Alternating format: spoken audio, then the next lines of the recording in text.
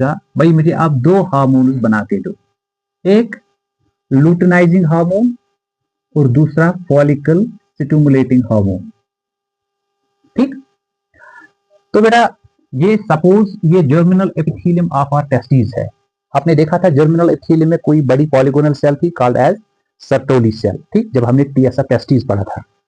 तो ये जो लुटेनाइजिंग हार्मोन होता है, ये जो हमने सेमिनिफेरस ट्यूब्यूल्स के बीच में से ग्रुप ऑफ सेल देखा था जिसको इंटरस्टिशियल सेल या लीडिंग सेल्स कहते हैं, ये लुटेनाइजिंग हार्मोन सीधे यहां जाएगा और ये इन इंटरस्टिशियल सेल्स को इंड्यूस करेगा कि आप एक हार्मोन को बनाओ, और वो हार्मोन क्या है? That is testosterone, male sex hormone. ठीक, क्योंकि जो गोनाड्स होते हैं वो एंडोक्राइन स्ट्रक्चर्स भी होते हैं, तो इस तरह से जो टेस्टोस्टेरोन यहां से लिबरेट होगा, ये ब्लड के जरिए से बॉडी के डिफरेंट पार्ट्स पे जाएगा और वहां अपनी human male is having more than 20 million sperms per 1 ml of its semen, then he is said to be normal or fertile.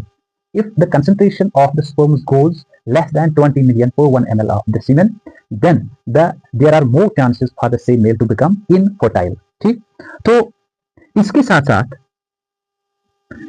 इसके अंदर होता है फ्रक्टोज जो मेनली न्यूट्रिशन प्रोवाइड करता है स्पर्म्स को, और होता है साइट्रिक एसिड। ठीक, और होते हैं कुछ एंजाइम्स प्रोस्टेट से, जैसे पीएसए। पहला मल्टीप्लिकेशन, दूसरा ग्रोथ फेज और तीसरा मैच्योरेशन फेज। और जब तक मैच्योरेशन फेज कंप्लीट होता है तब तक सिर्फ सुपरमैट्रिक्स बनते हैं, कंप्लीट स्पर्म्स नहीं बनते। तो फॉर्मेशन ऑफ सुपरमैट्रिक के लिए जो पहला फेज मल्टीप्लिकेशन फेज है, जर्मिनल एपिथेलियम में मल्टीप्लिकेशन फेज होने की वजह से सुपर मदर सेल बनते हैं जो डिप्लॉयड होते हैं। उनके दो टाइप्स होते हैं, ए एंड बी। ए रहते हैं एज स्टेम सेल्स, ठीक, जिनको आजकल यूज भी किया जाता है इनफर्टाइल मेल्स में टू ट्रीट देम।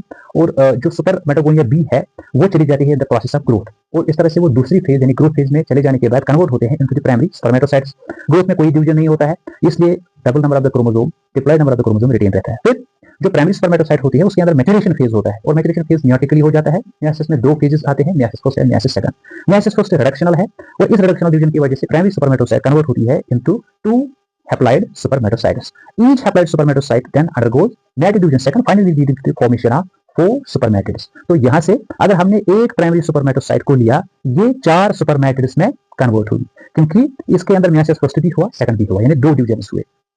फिर ये जो फॉर्मेशन ऑफ सुपरमैटिड है, ये सुपरमैटिड फिर इनके अंदर मॉर्फोलॉजिकल एनाटॉमिकल इंटरनल चेंजेस आती है, और चेंजेस की वजह से शेप भी चेंज हो जाती है इन सुपरमैटिड्स की, और ये फाइनली मेल गमीट यानी स्पर्मेटोजोआ और स्पर्म में कन्वर्ट होते हैं। इनके कन्वर्जन को सुपरमैटिडियोसिस या सुपरमियोजेनेसिस भी